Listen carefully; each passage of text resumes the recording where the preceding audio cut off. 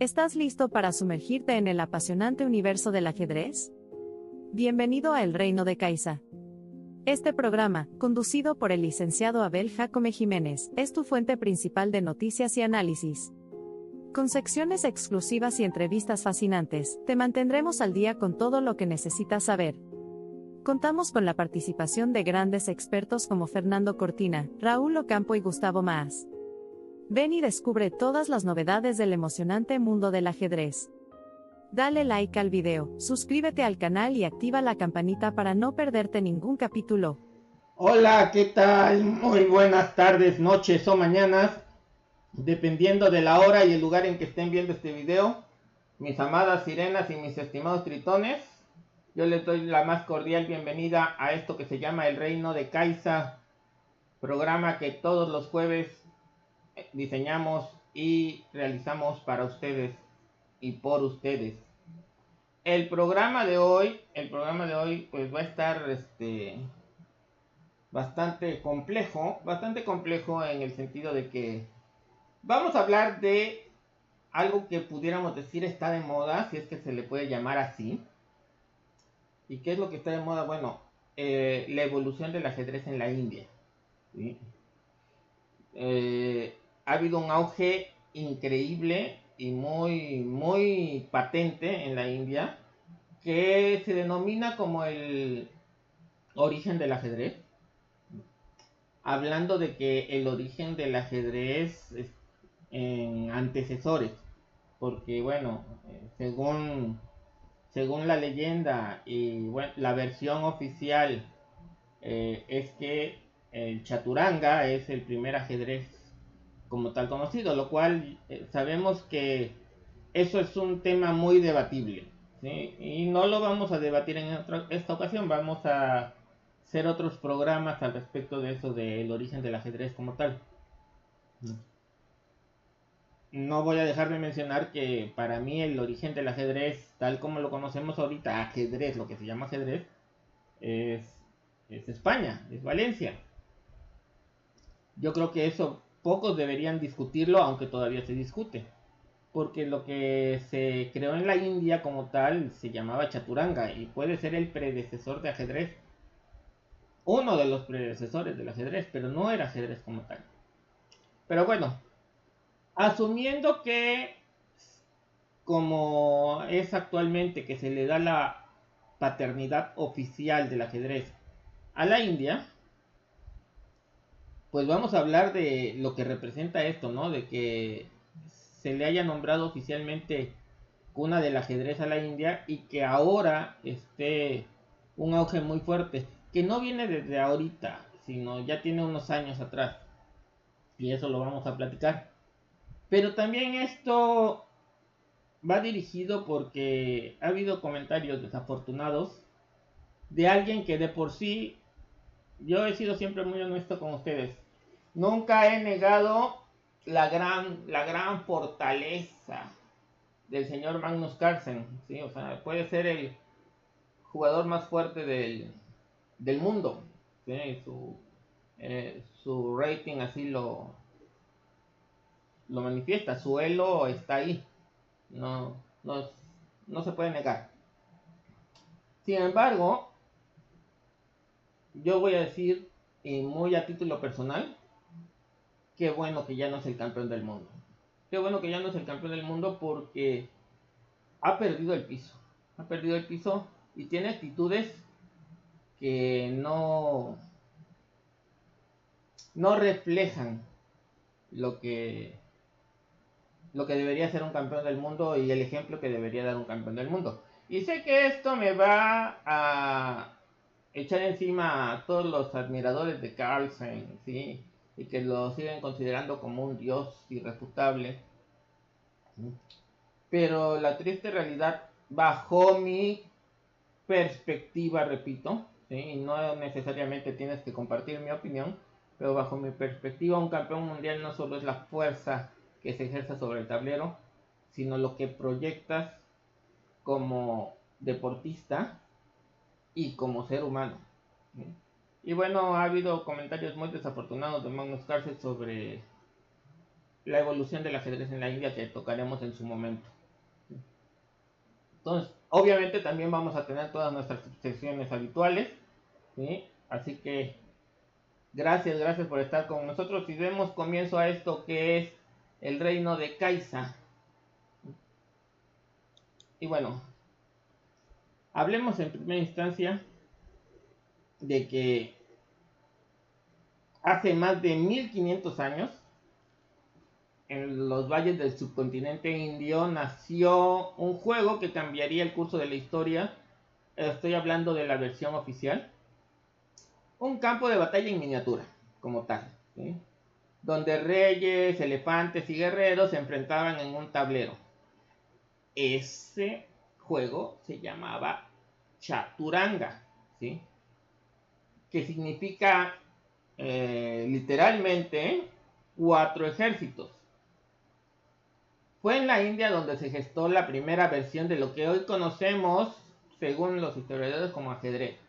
La primera versión, ya dije que esto es debatible y que lo podríamos manejar en otros programas, pero asumámoslo porque es la versión oficial. O sea, la FIDE le otorga la paternidad oficial del ajedrez a la India, ¿sí? Y bueno, como saben, es un juego de estrategia y que conquistaría al mundo como tal, ¿sí? Este Chaturanga. Y ahí vemos, ¿no? O sea, que en la India la representación del juego es muy variada, ¿no? De hecho, ahí más o menos se ve que son 4 ejércitos los que están disputándose eh, en el juego, aunque solo hay 2 personas que se ven al borde. Sin embargo, si se dan cuenta, o sea, en la imagen de fondo ya no hay 2, hay 6. Entonces, ahí está como que entre azul y buenas noches. Sí, pero bueno, eso no se quedó ahí en la India, ¿no? O sea, aunque tardó en evolucionar, ¿sí? La historia no se detuvo ahí. Ya después de viajar por Persia, Arabia y Europa, el ajedrez se volvió como eh, como un viajero, ¿sí? Que extrañaba su patria natal, volvió a su cuna, ¿sí? Transformando y rehabilitando eh, todo lo que se refiere al concepto nuevo del ajedrez, ¿sí? Y esto resurgió en el siglo XX con una fuerza que pocos hubieran imaginado, sobre todo a finales del siglo XX.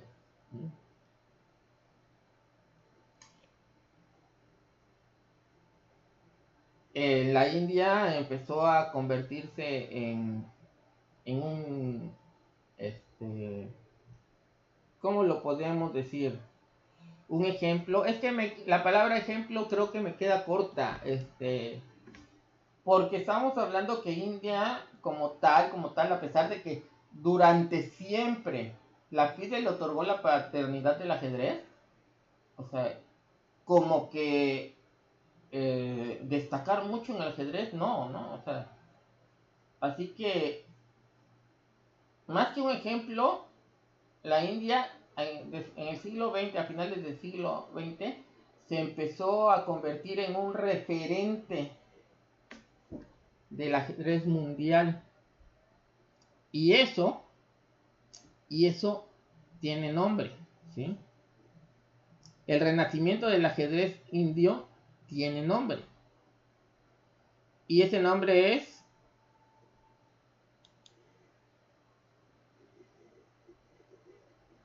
Viswanathan Anand.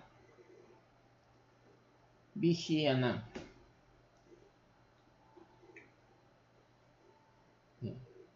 El tigre de Madrás.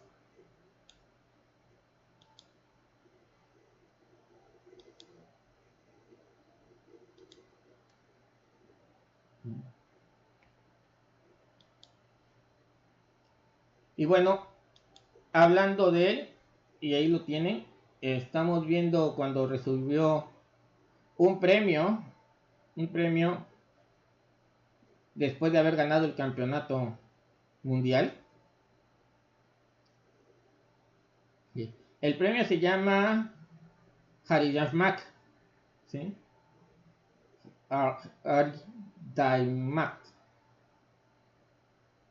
Espero haberlo pronunciado bien, si no que me descumplen los hindús, ¿sí? Pero bueno, como dice, el Tigre de Madras no solo dominó el juego, sino que inspiró a una generación entera y fue el primer gran maestro de la India, ¿sí?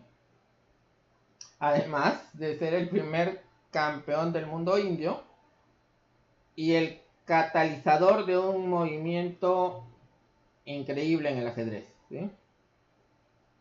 Vamos a ahondar en más detalles sobre esta parte del ejemplo que es Vishy Anand.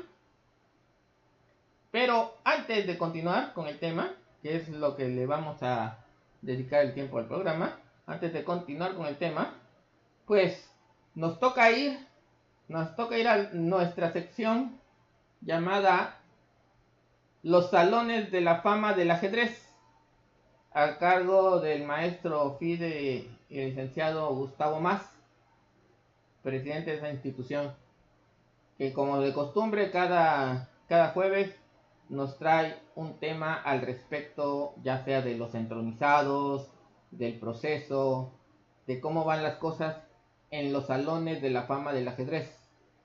Así que veamos qué nos toca hoy, el Salón de la Fama de Ajedrez de México o el Salón de la Fama de Ajedrez de América. Así que, Gustavo, muchas gracias por estar con nosotros y adelante, maestro.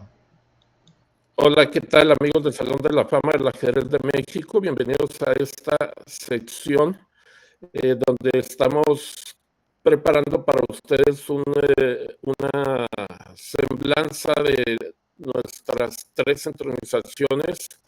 Recuerden que en nuestro programa anterior platicamos que el Salón de la Fama del Ajedrez de México fue creado en el año del 2022 en Ciudad Juárez, Chihuahua, México, y desde entonces venimos trabajando arduamente. Es un trabajo de día a día y bueno, lo hacemos con mucho ahínco, con mucha voluntad y desinteresadamente.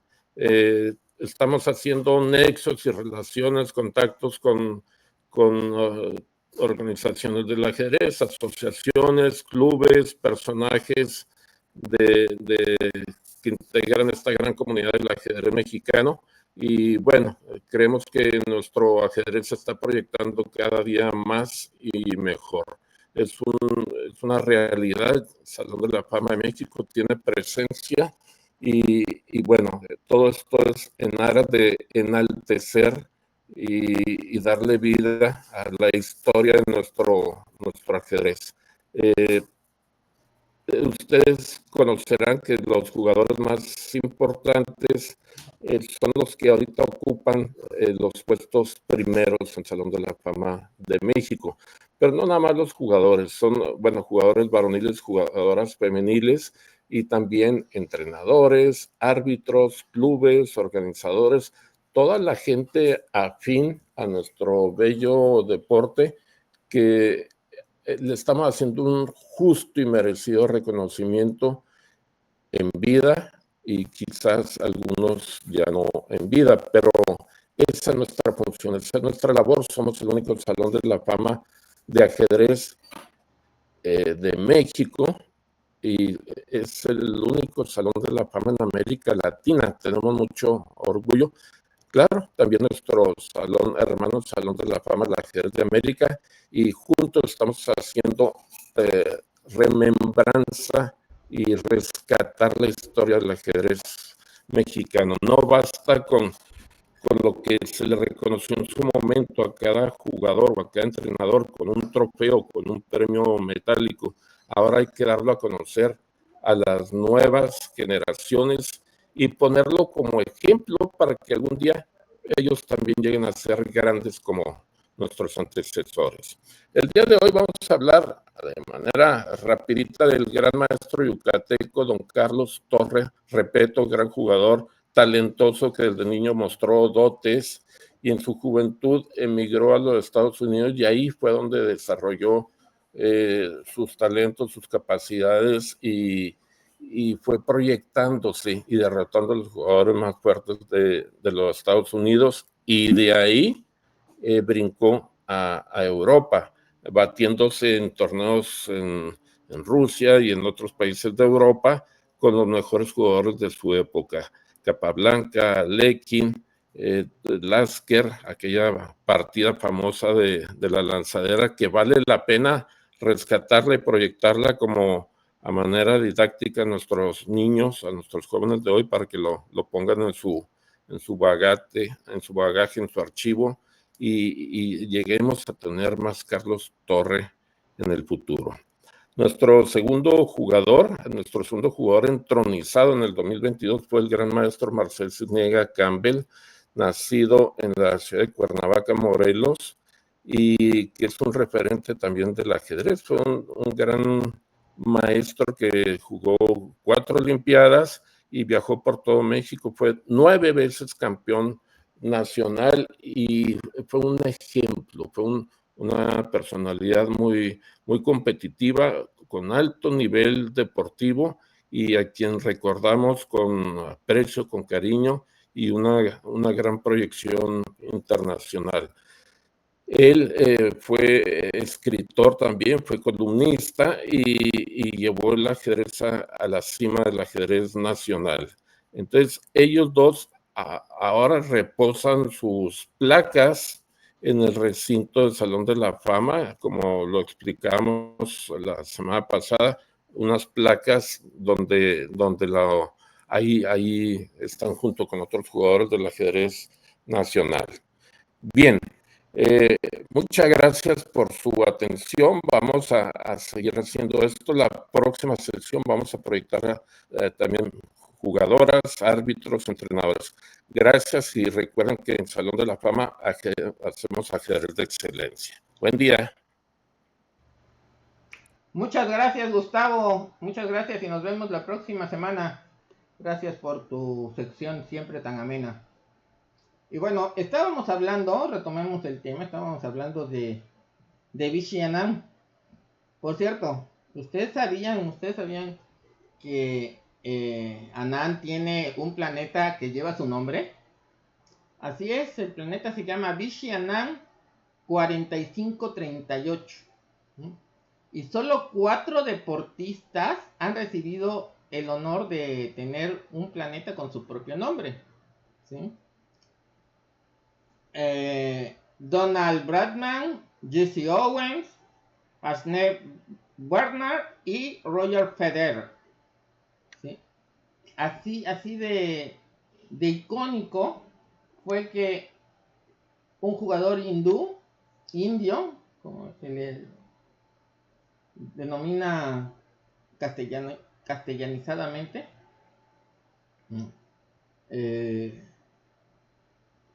pues, o sea, era lo máximo en esta cuestión, ¿no? O sea, es la forma de notar qué tan importante era que la India destacara en un deporte del cual supuestamente se le concedió la paternidad, por lo menos de su predecesor. Entonces, eso yo creo que es un logro que no se debería demeritar bajo ningún concepto, ¿no? Y estoy haciendo énfasis en eso, ya, ¿cómo se llama? Ya me entenderán más adelante a lo que me refiero. ¿Sí?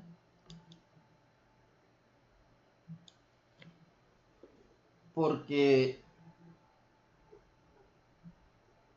bueno, lo que pasa es que, como lo dijo el mismo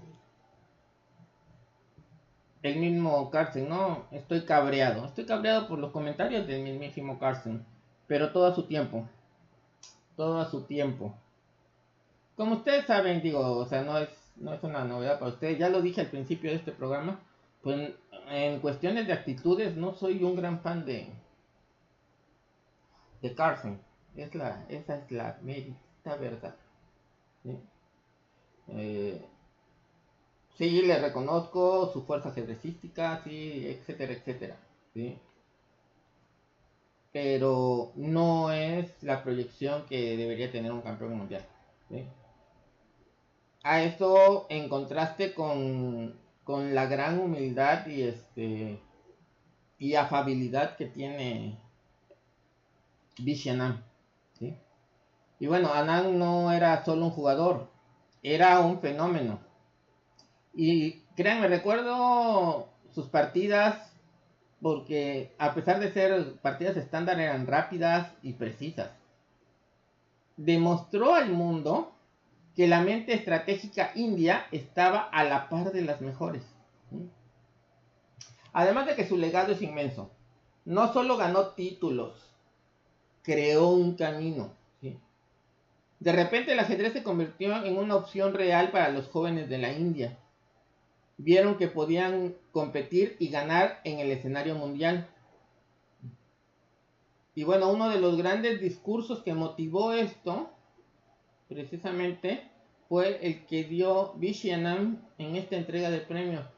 Que yo espero no tenga, se las voy a compartir, espero no tenga derechos de autor.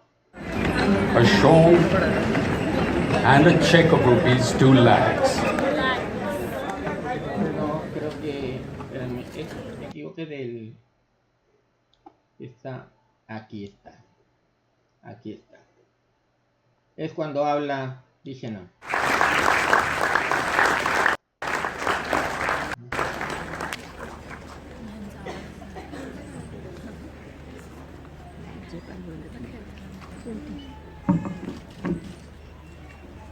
Shri Vidyasagar Rao, Honorable Governor of Maharashtra, Hridayanath Ji, my dear friend Amir Khan, Ravi, Raghu, and I see a lot of chess fans in the audience, lots of old friends and competitors, but also many new chess players, and some of whom I had a chance to meet. Anyway, thank you all very much for this wonderful honor. I'd like to really thank Hriday Schatz for this award.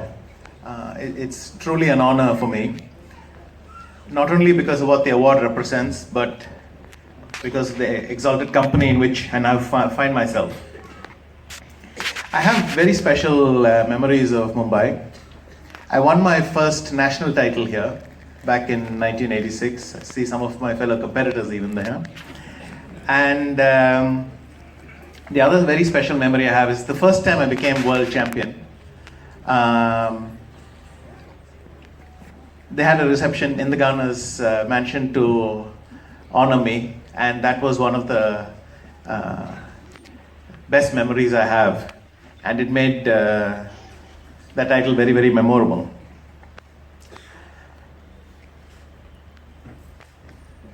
I enjoyed the ceremony a lot as well. From the very entertaining introduction by Mr. Bhimani, and I think of all the stories Ravi picked, I didn't do too badly. He could have picked some more embarrassing ones. I know a lot of you had trouble with the traffic, so I really appreciate the governor sparing his precious time to be here. I also really thank Amir Khan for coming. You can really see the effort he puts into his movies, because every time I look at him, he looks different.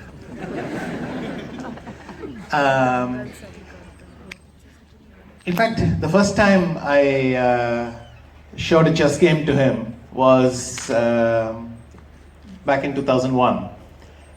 And that was the point I realized that he wasn't just someone who dabbled in chess, but he actually seemed to understand a bit. Since then, we have met on various occasions and had many nice interactions. And he remains to this day the only superstar to whom I've shown the Petrov defense. I think a chess player is probably asking why I didn't pick something else, but that was simply the game that I had picked then.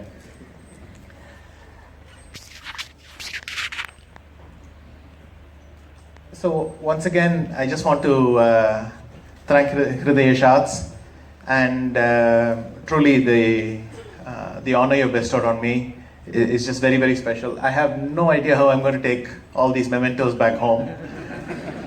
That three-dimensional board, I actually once, I think it was me, Nigel Short, and some other friends that we were once in Holland, and somebody had one of these 3D boards for us, and we were playing around a bit.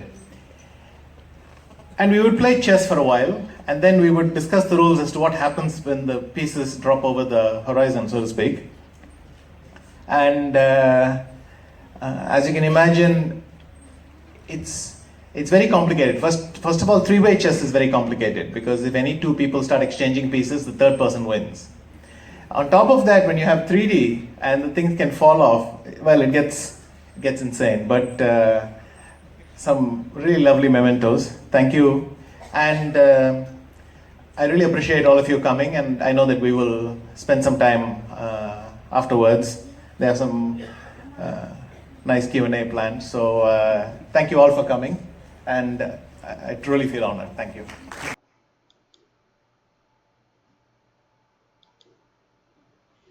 Así es, así es. Ese es el grado de humildad, sí, o sea, desafortunadamente la traducción escrita pues está un poco mal, no es muy precisa. Cuando él se refería a motos, estaba hablando de los trofeos, unos hermosos trofeos que les estuvieron dando, increíbles, o sea, vamos a ver si aquí los podemos observar. Creo que aquí están. Miren esto. Estos dos trofeos bellísimos. Ese ajedrez cúbico tridimensional está genial. Miren cómo le entregaron su cheque, ¿sí? Pero estos dos trofeos a eso se referían, ¿no? O sea, a eso se referían, no a motos como tal. Pero bueno, a eso yo quería llegar, ¿no? O sea, a que este discurso fue uno de los que más levantó,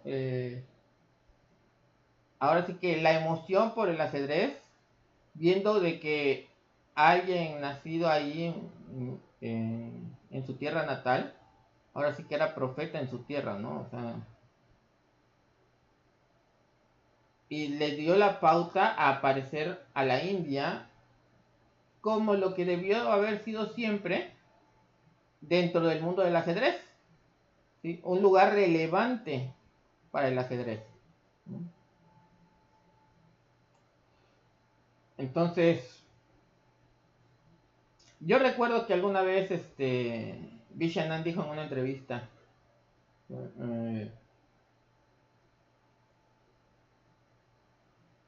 cuando empecé éramos muy pocos. De repente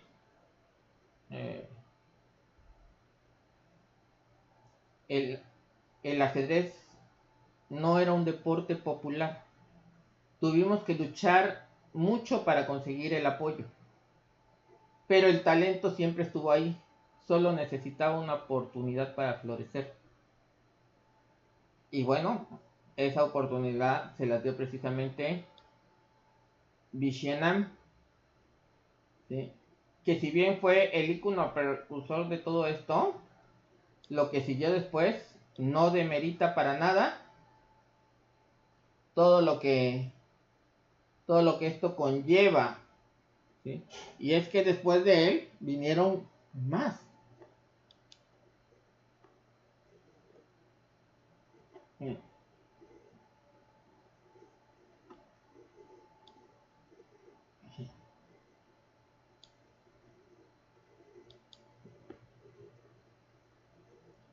Sí, así es. Como ustedes pueden ver, el talento floreció. Y bueno, después de Anam,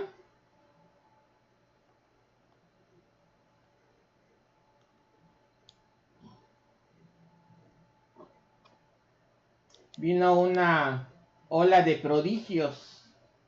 Sí, así es, de prodigios. Yo creo que lo reconocen, ¿no? Y bueno, ahí está su nombre como tal, ¿sí?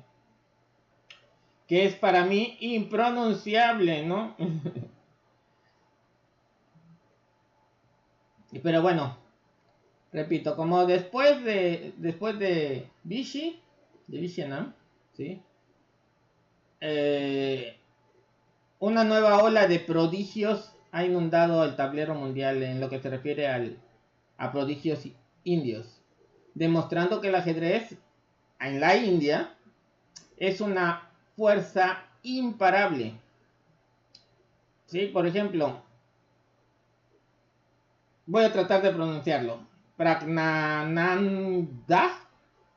Espero que. Pragnananda.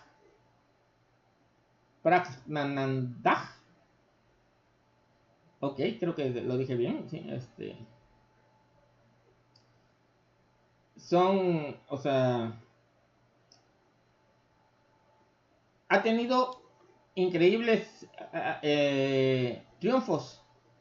Como lo podemos ver aquí, vamos a, si me lo permiten, voy a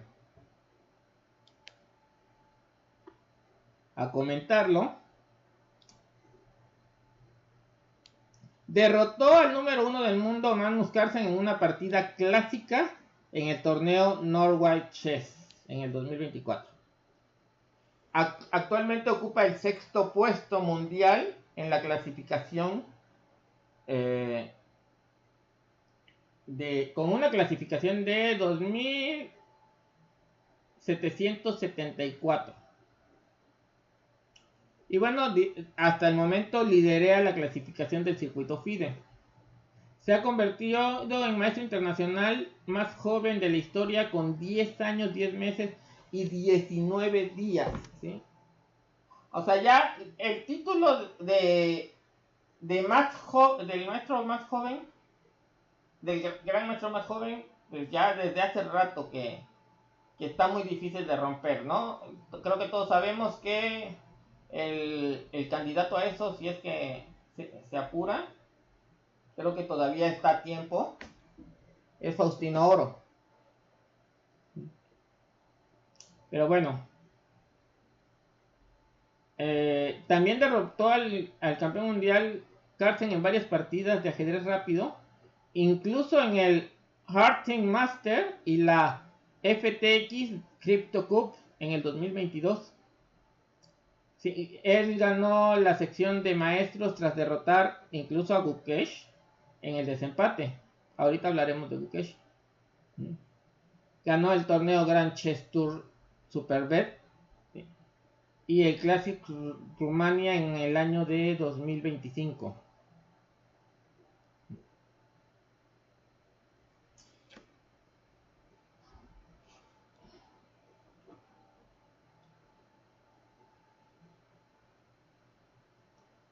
Así que eso de entrada, pero si eso, o sea, eso pareciera notable, pues entonces tendríamos que hablar de Gukesh, ¿no? Gukesh, que todos vivimos ese campeonato mundial contra Dean Liren, ¿sí? Y es que estos chicos no son solo promesas, son realidades. que desafían a la élite a como quieran, ¿no? O sea, ya saben que Gukesh es campeón del mundo y es el campeón del mundo más joven de la historia. ¿Se dan cuenta? O sea, ¿cómo es? Pragnanandh es el jugador que consiguió el título de gran maestro más joven de la historia. Y Gukesh es el jugador que ha tenido el honor de ser el campeón mundial más joven de toda la historia.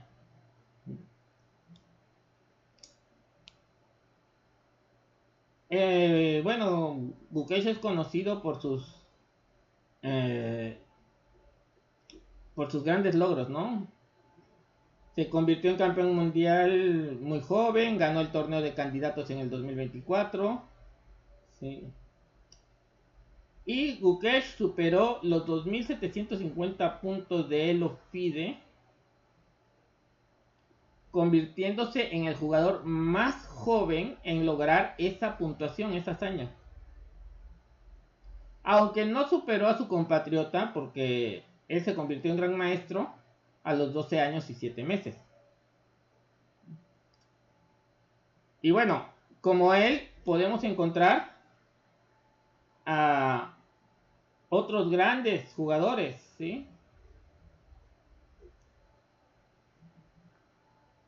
A Jun Erigashi,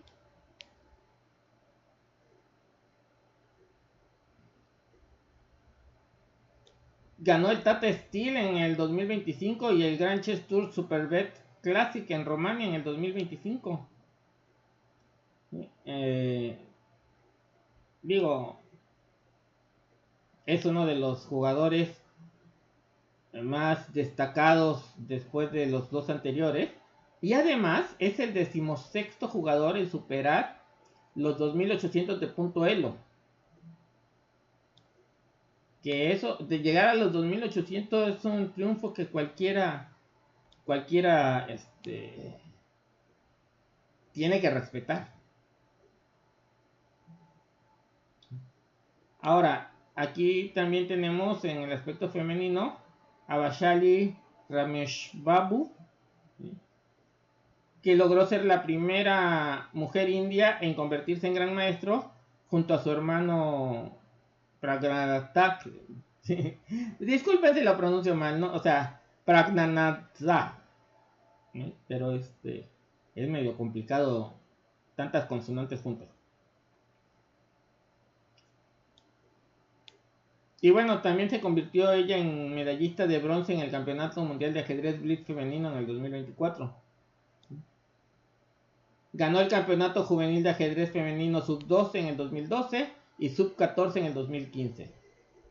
Derrotó al futuro campeón mundial Magnus Carlsen en una competencia simultánea a los 12 años en el 2013. Y bueno, ha logrado importantes títulos en ajedrez. Consiguió el título de Gran Maestro Femenino en el 2018, el título de Maestro Internacional en el 2021 y ya el título del Gran Maestro en el 2023, convirtiéndose en la tercera Gran Maestro femenino de la India.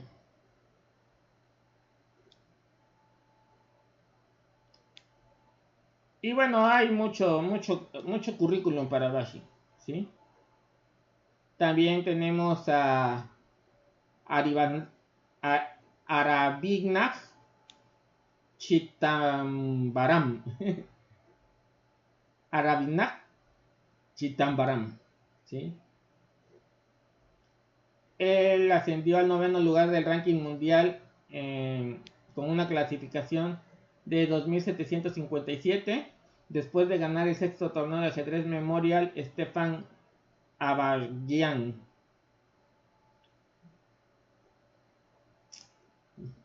Alcanzó el número 9 del mundo con un elo en vivo y superando los 2.700 puntos por primera vez en noviembre del 2024. Y alcanzó ahorita en abril del 2025 los 2.749. Él obtuvo el título de Gran Maestro en el 2015 con tan solo 15 años, ¿sí? Y ganó los campeonatos nacionales en 2 ocasiones, en el 18 y en el 19. O sea, no son pocos ni tampoco improvisados los grandes jugadores que tiene la India. Estoy haciendo mucha referencia a esto por, por lo que viene después, que es el tema que yo quiero así como que destacar posteriormente. Sin embargo, todavía nos falta una estrella más de la cual hablar, de la India, la más reciente, pero que brilla con luz propia. Ya hicimos una semblanza en el programa anterior, solo lo vamos a retomar tantito, porque fue la única valiente en contestarle a Magnus Carlsen, ¿no? Así que vamos a hablar de ello, pero ya nos dio el tiempo y la hora para ir con nuestra siguiente sección y no podríamos dejar pasar más allá del tiempo necesario para volver a retomar el tema del arbitraje, ¿sí? Así que vamos precisamente a la sección llamada El Arbitraje, a cargo de el árbitro internacional Fernando Cortina Montes, ¿sí?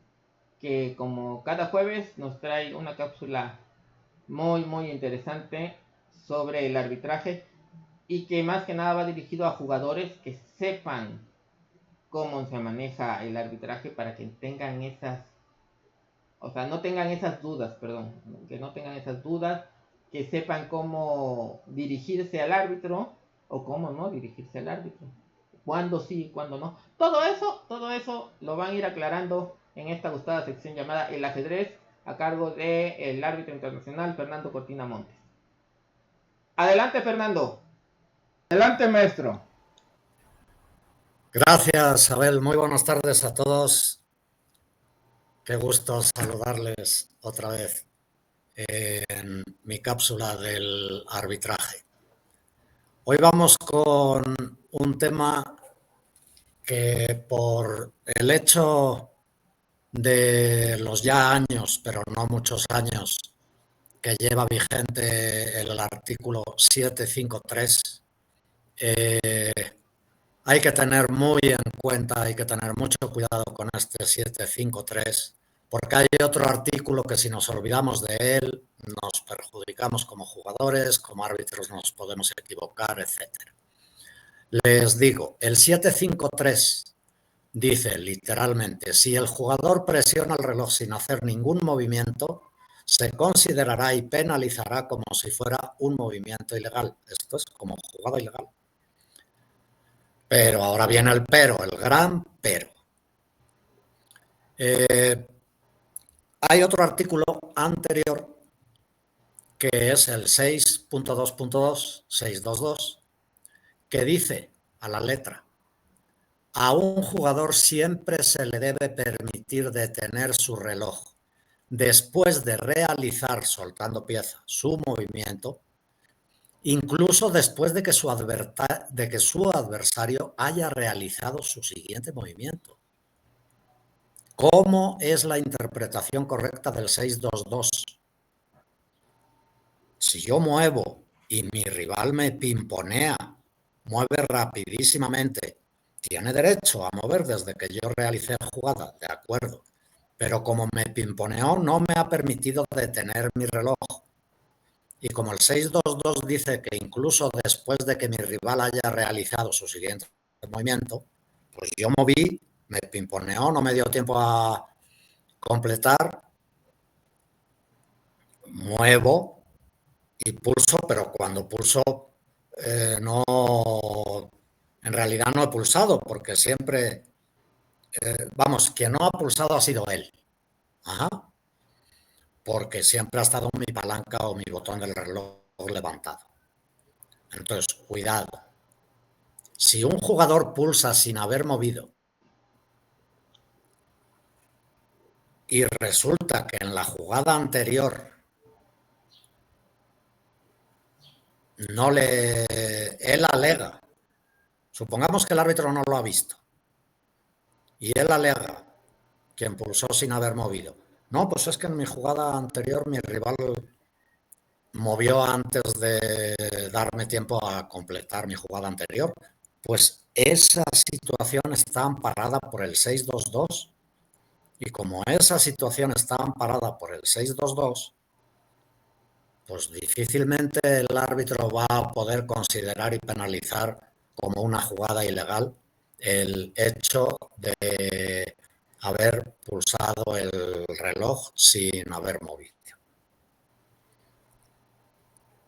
Entonces, en cierto modo, el 753 contradice al 622 y como ambos están vigentes, pues como árbitros tenemos que tener mucho cuidado en sancionar como jugada ilegal el simple hecho de que un jugador haya pulsado sin haber movido, porque si ya hemos sancionado y ese jugador mete una buena apelación diciendo el árbitro ni siquiera me preguntó si mi acción estuvo amparada por el 622 y sí estuvo amparada por el 622, por lo tanto, ¿a poco sí puede sancionarme como si hubiera sido una jugada ilegal? Y ahí nos meteríamos en la típica y grave, muchas veces grave controversia de que pues la resolución final va a quedar en manos de un comité de apelación. Pero imagínense ya el relajísimo que se puede hacer.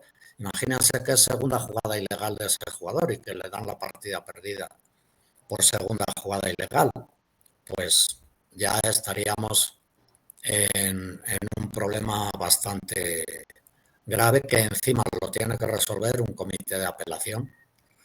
Y encima en muchos torneos ni siquiera hay comité de apelación. Con lo cual, tenerlo en cuenta, principalmente yo esto lo dirijo a jugadores, no a árbitros, y entonces pues claro, les animo muchísimo a todos los jugadores, y por supuesto entrenadores, incluso papás, etcétera, a que lean detenidamente las leyes del ajedrez. Desde el prefacio, porque no olviden que el prefacio es una de las partes más importantes de las leyes del ajedrez. Lean las leyes del ajedrez, no olviden la importancia desde su prefacio y cualquier cosa pues pueden dejar en sus comentarios cuando vean este programa.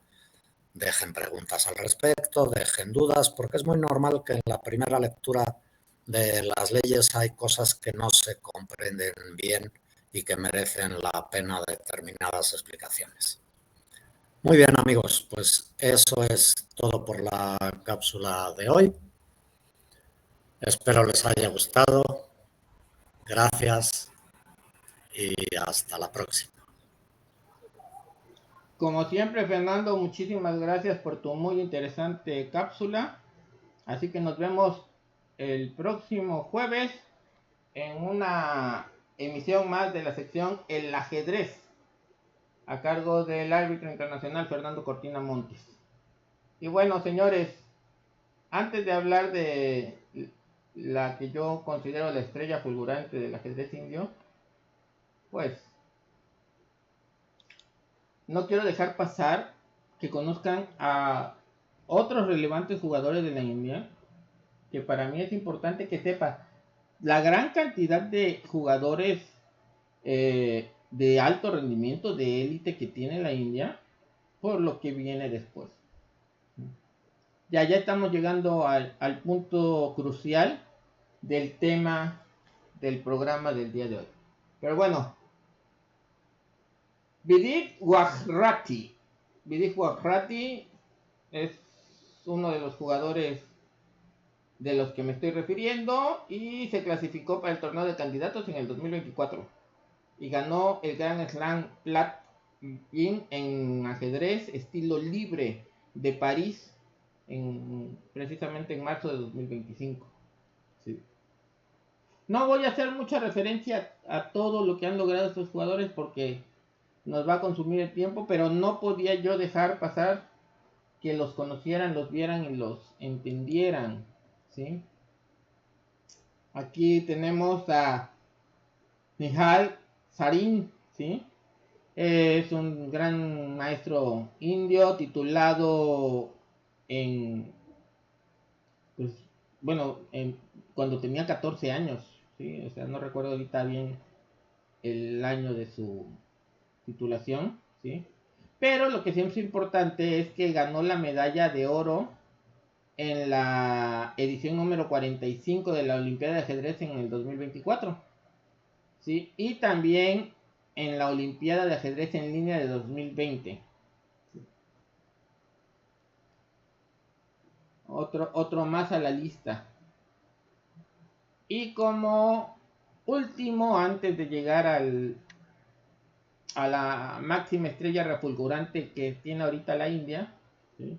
Tenemos a Ranwak Shatwani, ¿sí?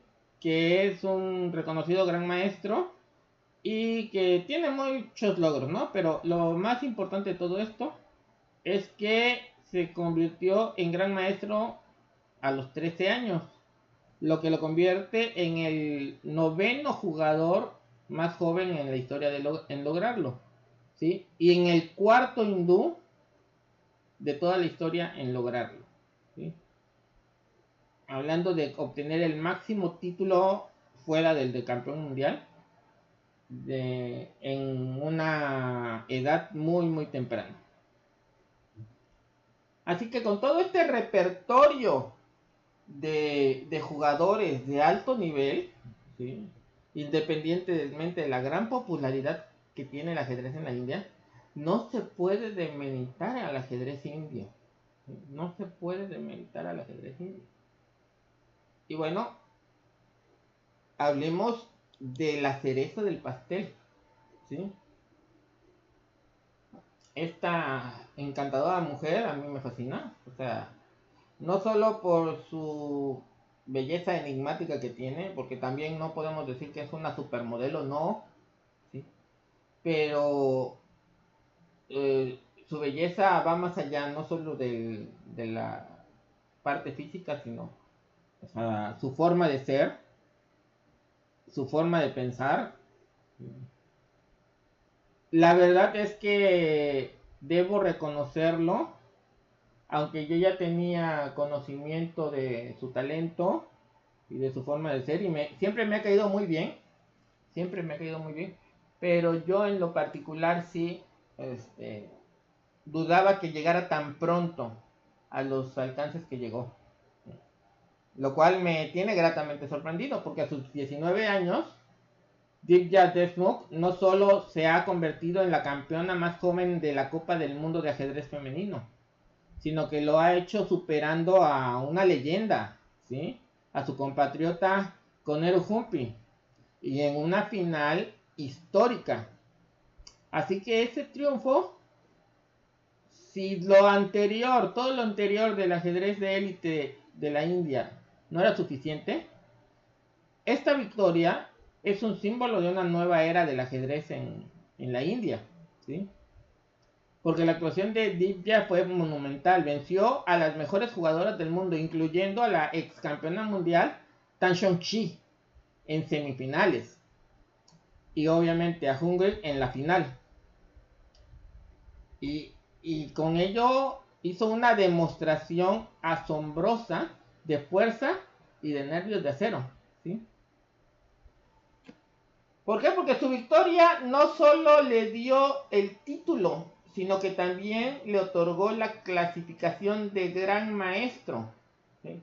No gran maestro femenino, ¿sí? O como le quieren llamar ahorita gran maestra, no. Título de gran maestro absoluto. Y ahora con esto India es sin duda una potencia de ajedrez en todas las categorías. O sea, debemos recordar que la India tiene al campeón del mundo, ¿sí?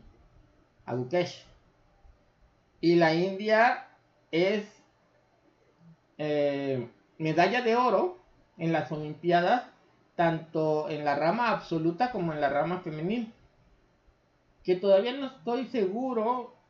Fíjense, eso es una cuestión que me surge de repente, porque no lo había yo puesto a analizar, ¿no? Tengo tan entendido que en el ajedrez no existe la rama varonil, o sea, lo tengo tan implementado que en el ajedrez no existe la rama varonil, que no me había puesto a pensar hasta este momento si es rama absoluta en la Olimpiada o si es rama varonil. Sí, así que no me cabe duda que debe ser rama absoluta. Digo, no me cabe duda en el sentido de la lógica del juego, ¿sí? Del deporte. Se supone que en el ajedrez no hay rama varonil. No a niveles oficiales. Pero bueno, eso es algo que ahorita me surgió en la mente si está en lo correcto o no. Pero bueno, independientemente de todo eso, India es campeona de la Olimpiada, o sea, medalla de oro en la Olimpiada, tanto en la categoría absoluta o varonil, como quieran llamarle, como en la femenil. ¿Sí? Así que, esto pone de manifiesto que campeón del mundo, medalla de oro en Olimpiadas en ambas ramas, siendo que la Olimpiada pues es un evento por equipos. Así que podríamos decir que los indios son superiores en el evento por equipos, son superiores en la rama absoluta, y ahorita va que vuela a la supremacía completa, porque ya podemos hablar de una supremacía, porque ser campeona de la Copa Mundial es el preludio inherente a ser campeona del mundo. Ahí Divya tendrá que demostrar que todo su trabajo ha valido la pena, ¿sí?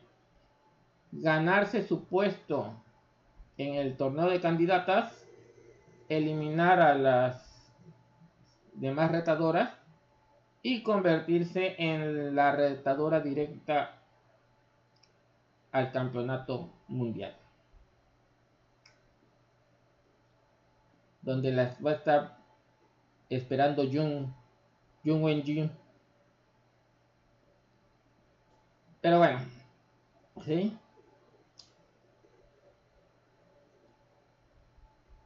Así que esto es lo que podemos hablar del ajedrez en India, y no creo que haya mucho que discutir. Pero bueno, en medio de esta celebración en donde deberíamos estar muy, muy contentos, porque todo el mundo ha hablado de que la India, siendo el lugar que dio la vida al ajedrez, etcétera, etcétera, etcétera, ¿sí? Siempre hay una sombra, ¿no? Y bueno, esta sombra de duda ha sido proyectada por el mismísimo jugador más fuerte del mundo. Porque Magnus Carlsen recientemente ha expresado opiniones que han encendido un debate, ¿sí? Han encendido un debate, y de eso vamos a hablar. Pero vamos a hablar después de esta cápsula que nos toca ahora, porque ya está llegando aquí a su lugar, se está ubicando en su puesto, el maestro internacional Raúl Ocampo Vargas, y nos va a deleitar con su sección El túnel de tiempo ajedrecístico. Como todos los jueves, prepárense para escuchar a una enciclopedia viviente del ajedrez. Así que, maestro Raúl, las cámaras y micrófonos son todos suyos. Adelante. Un saludo para todos. Vemos ahora una nueva sesión pero nos vamos a concentrar en un personaje muy importante para el ajedrez que yo quisiera resaltar, Manuel Márquez Sterling. Manuel Márquez Sterling, según comentaba mi abuelo en un escrito, es una etapa, es el hombre ilustre que como visitante de nuestro país asiste al nacimiento de nuestros sentimientos ajedrecísticos y es testigo ocular de las primeras luchas del tablero que se registran en nuestra historia. Después de haber visto jugar a Andrés Clemente Vázquez, su genial compatriota en México tiene la oportunidad de conocer a la vieja guardia y brindarle su amistad. Mariano Aguiluz, Lázaro Reina, Antonio Escontria dejan una clara visión en sus recuerdos y más tarde, de regreso bajo el sol de su patria y el calor de los suyos, escribe una biografía respecto a ellos, sin olvidarse además de individuos como Zurriaga, Orcasitas y Nieto. No olvidó tampoco a Justino Rivas ni a Juan A. Mateos. Este es el escrito que estoy leyendo que escribió mi abuelo, pero pues es un escrito manuscrito, pero que luego fue publicado en la Revista Mexicana de Ajedrez, pero no, pues sí es un poco difícil porque no tiene muy buena conservación. Pero vamos a continuar. Sin haber desarrollado jamás como un ilustre jugador de precaro recuerdo, sin haber descollado jamás como un ilustre jugador de precaro recuerdo, supo demasiado el juego de los espíritus nobles. Con Andrés Clemente Vázquez jugó en partidas aisladas con resultados adversos casi siempre. En México, su encuentro más importante fue un match contra Escontria, el cual fue empatado a igualar a 4 puntos, pero donde Manuel Márquez Sterling descolló con vigorizantes caracteres. Fue en los retógricos de la teoría y como en todos los actos de su vida, queriendo ser útil, también lo fue para su pasatiempo y como ensayos experimentales escribió artículos para las revistas y más tarde el único libro que respecto a tal materia se conserva de él es el Tratado Analítico del Juego de Ajedrez. Pero dejémosles un momento a las palabras, la palabra a Manuel Márquez Sterling. Dice, mis ocupaciones, los duros afanes de la vida, el mundo político, el periodismo, la literatura, me apartaron definitivamente del tablero, al cual consagré entusiasmos juveniles. Sí, dejé de practicar el ajedrez, de leer los libros de los maestros y de recibir las revistas que informan de los adelantos y de los desarrollos de Caiza. Y le conservo solo un cariño, afecto de viejo amigo que no puedo olvidar por completo los amores de los primeros años. Cada vez que he vuelto a México, llevado y traído por el oleaje de la existencia, he tenido una buena disposición y una hora disponible para visitar a mis antiguos camaradas del ajedrecismo, y qué pocos van quedando. La muerte de uno de sus amigos trajo a sus labios esta exclamación, y cuando apenas la hacía, la encontró él mismo la muerte.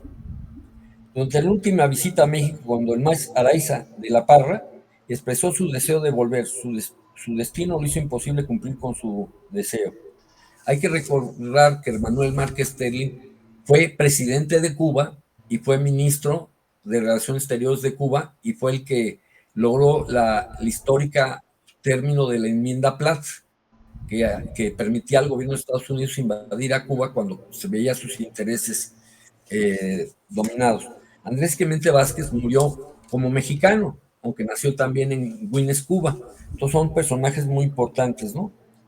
Y claro, la revista mexicana de ajedrez le declaró le dedicó una parte de su número de enero de 1965, que fue curiosamente la última ejemplar que salió de la revista mexicana de ajedrez tras 3 años de existencia.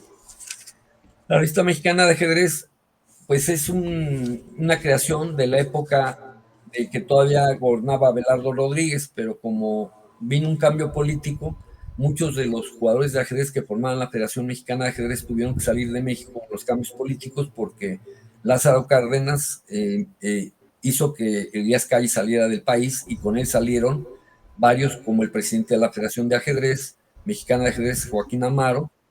Y pues, ¿qué pasó? Que el ajedrez se estancó entre 1935 hasta 1953, en que se formó la Federación Provincial de la República de Ajedrez de México, ¿no? Luego la Federación de la mexicana de ajedrez estuvo languideciendo, pero ya para 1973 hubo una comisión que reunificó la Federación Mexicana de Ajedrez con la Federación Provincial de la República Mexicana y se formó la Federación Nacional de Ajedrez de México.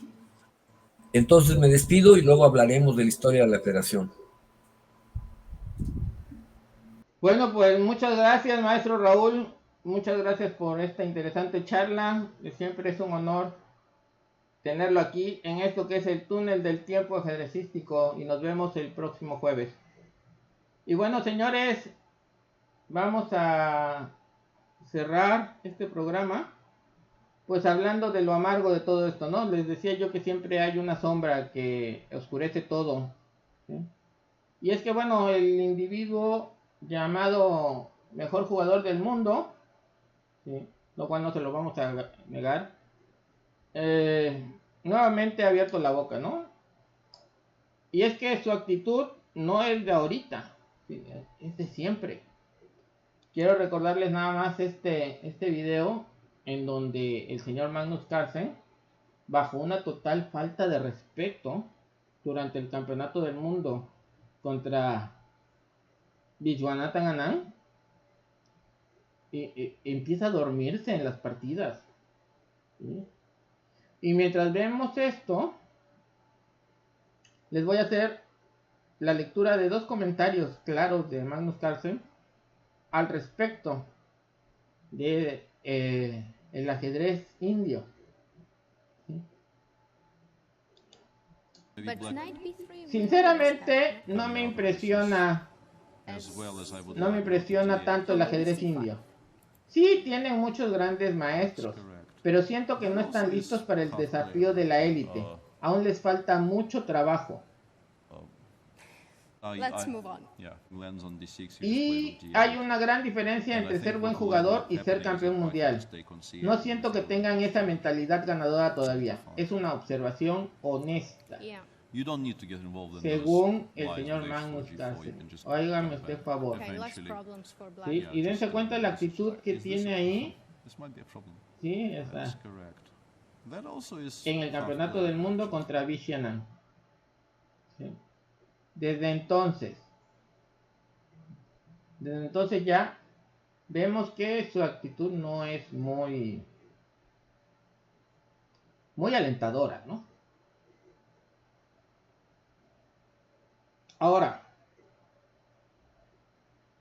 dejando al lado de esto, se ha convertido en viral sus declaraciones, y hasta un programa muy connotado en la India ha recogido sus comentarios, haciéndole una crítica bastante fuerte a si este es el tipo de campeón mundial que hubiéramos querido tener, ¿no?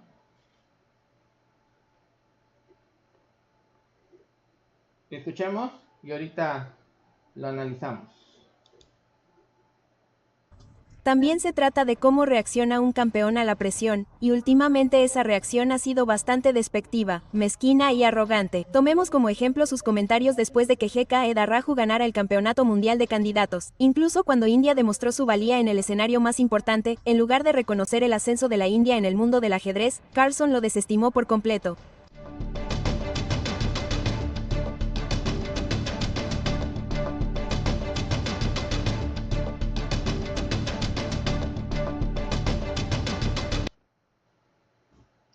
Aquí dice que si tú tuvieras que escoger entre Gukesh y el resto de los chicos de la India para demostrar el dominio que tú tienes, ¿a cuál de ellos escogerías? A ninguno por el momento. Esta es una generación de talento. Esta es una generación de talentos hay una generación de talentos ahí por una razón, y eso no es fácil. ¿Sí?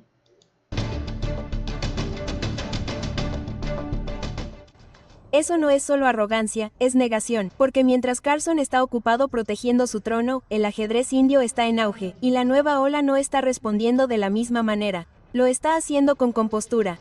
Pero, ¿sabes? Así es, así es. Lo está haciendo con compostura. Estoy empezando a sentir como que hay ciertos rasgos de, no sé, no sé si decirlo como racismo o qué pasa con Carlsen. De por sí Carlsen tiene una mentalidad arrogante. Ya hemos visto muchos aspectos de su comportamiento en donde su narrativa de superioridad es excesiva, diría yo, pero existe, tal cual, así como va.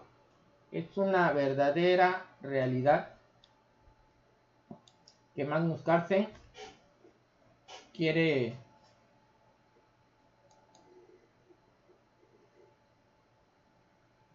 pues, ser el ombligo del mundo. Es que no quisiera sonar ofensivo porque ya de por sí se me van a venir encima los Carlsen fans, ¿sí? Pero, o sea, es que lo que se ve no se juzga. Y el campeón del mundo, no es el campeón del mundo, hasta eso, dense cuenta a qué grado llegamos de que sin ser el campeón del mundo, seguimos diciendo campeón del mundo porque es el jugador más fuerte en el ranking mundial. Pero no es el campeón del mundo. El campeón del mundo es Gukesh. Que el señor no juegue ya por el título mundial porque se siente que el título es muy poco para él, todavía nos habla mucho más de, de la conducta que no deseamos en un campeón mundial como imagen del ajedrez. Pero bueno, nadie ha puesto un alto aquí a Carlsen hasta que Divya responde, tal vez un poco incitada por la periodista, pero responde y responde de una manera muy congruente, ¿sí? Que yo quiero compartir con ustedes, ¿sí? Además de otras cosas, porque bueno, la crítica de Carlsen no pasó desapercibida, pero mientras algunos veían en sus palabras un desafío, los jóvenes talentos indios respondieron de la mejor manera, como sobre el tablero. Y precisamente Divya Dumescu, en su momento de gloria, no dudó en ofrecer su propia respuesta. Escuchémosla. Vi una entrevista reciente de Magnus Carlsen a quien le preguntaban quién crees que es el talento indio en ascenso y podría ser la estrella y dijo que ninguno. ¿Quieres corregirlo?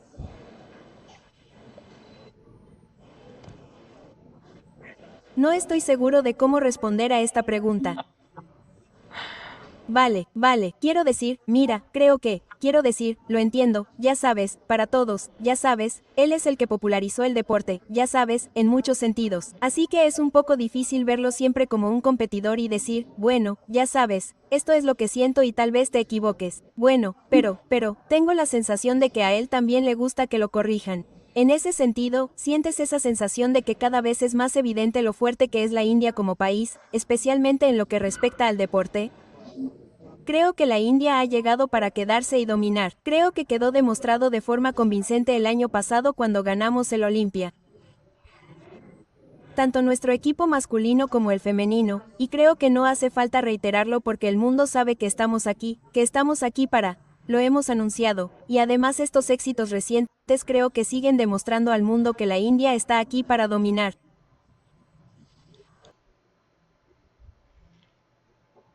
Así como lo oyen, la India se ha revelado. Todo el mundo estaba de necio que la India era el lugar, la cuna del ajedrez, ¿no? Todo el mundo quería estigmatizar que la India era el origen del ajedrez, ¿sí? Relegando a España como origen del ajedrez moderno. Pero bueno, si hablamos entonces de el origen natural del ajedrez de manera oficial, porque podemos remontarnos más atrás, vuelvo a repetir, ¿sí? Hay juegos que podrían ser preludios incluso al chaturanga, como podría ser el Zenet, incluso desde los sumerios y egipcios. Eso es tema de debate, siempre lo he dicho, pero no va a ser tema de debate ahorita. Pero ahora que la India está tomando ese papel que le han regalado durante tanto tiempo, pues ahora lo está aprovechando y hay que reconocérselo. Divya, aparte de esta entrevista, hizo otros comentarios en otras publicaciones donde dice: los comentarios de Magnus son interesantes. Él es un gran campeón, pero creo que la victoria en la Copa del Mundo demuestra que estamos listos. Él habla de mentalidad ganadora y creo que no hay mejor manera de responder que ganando en los momentos de mayor presión. No se trata solo de números, se trata de la tenacidad que demostramos partida tras partida. Y estamos aquí para eso. Así es, en concreto y en pocas palabras, Divya lo que nos dice es que más que estar contestando con palabras, hay que contestar con hechos, ¿no? Y la mejor manera de hacerlo es jugando y ganando sobre el tablero, ¿sí? Pero bueno, siempre va a haber polémica en las palabras de Magnus Carlsen, ¿sí? Siempre vamos a tener esa transición, ¿no? Esa transición que todavía no acabamos de digerir, de un jugador que podría ser un campeón mundial reluciente y tal vez el mejor de todos los tiempos. Fíjense, hablando en términos generales, si Magnus Carlsen tuviera otro tipo de actitud, ya con su desempeño ajedrecístico podríamos aseverar que es el mejor jugador de todos los tiempos. Un título que todo el mundo está deseando ensartarle a algún jugador. Siempre se hace la pregunta: ¿quién consideras que es el mejor jugador de todos los tiempos? A lo cual yo siempre he dicho, no se puede hacer una comparativa real, porque los mismos conocimientos que se tenían en la época de Steinitz no se tenían en la época de Kasparov, ¿sí? Así de simple. Mucho menos se tenían los recursos que se tenían en la época de Morphy para estudiar, como se tienen ahorita los recursos en la era de Gukesh para estudiar. Entonces es una comparativa que yo consideraba hasta hace poco que no podríamos hacer, que nunca podremos llegar a hacer. Y todavía creo que no podemos llegar a hacerla porque el mejor jugador de todos los tiempos no solamente tiene que ser por fuerza ajedrecística, sino por todo lo que conlleva, ¿sí? Todo lo que conlleva, todo el entorno, ¿sí? No solo su forma de jugar, sino su forma de promover y difundir el ajedrez desde una manera digna de un juego de este calibre, de un deporte de este calibre. Y eso es lo que le ha faltado a Magnus Carlsen, ¿sí? Por eso yo creo que si se le hubiera podido dar por su desempeño ajedrecístico el título del mejor jugador de todos los tiempos, nada más por su actitud y su forma errática de promover el ajedrez, eso lo descarta para mí, en mi punto personal de pensar, como el mejor jugador de todos los tiempos. Pero bueno, más allá de controversia, lo que es innegable, ¿sí?, es el impacto que la India ha dado en el mundo del ajedrez. Desde el antiguo chaturanga hasta los prodigios modernos como Divya Deshmukh, el país ha dejado una marca indeleble en el tablero. Las palabras de Carlsen pueden ser desafíos o una motivación más. Y mientras el mundo observa, los jóvenes titanes indios siguen moviendo sus piezas, listos para demostrar que la victoria sobre el tablero es la mejor respuesta. Señores, por mi parte ha sido todo por el día de hoy. Espero que hayan disfrutado este programa del Reino de Kaisa. ¿Sí? Los espero el próximo jueves con otra emisión más de El Reino de Kaisa.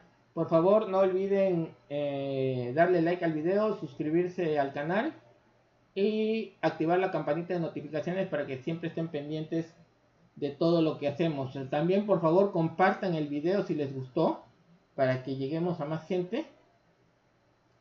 Y sobre todo, ¿sí? Déjenos sus comentarios. Déjenos sus comentarios porque es muy importante su opinión. Pero yo no me puedo ir si, como de costumbre, recordarles que el ajedrez es para la mente lo que el ejercicio del cuerpo. Y bueno, mis amadísimas sirenas y mis estimados tritones, yo les deseo una excelente tarde, noche o mañana, dependiendo de la hora y el lugar en que hayan visto este video.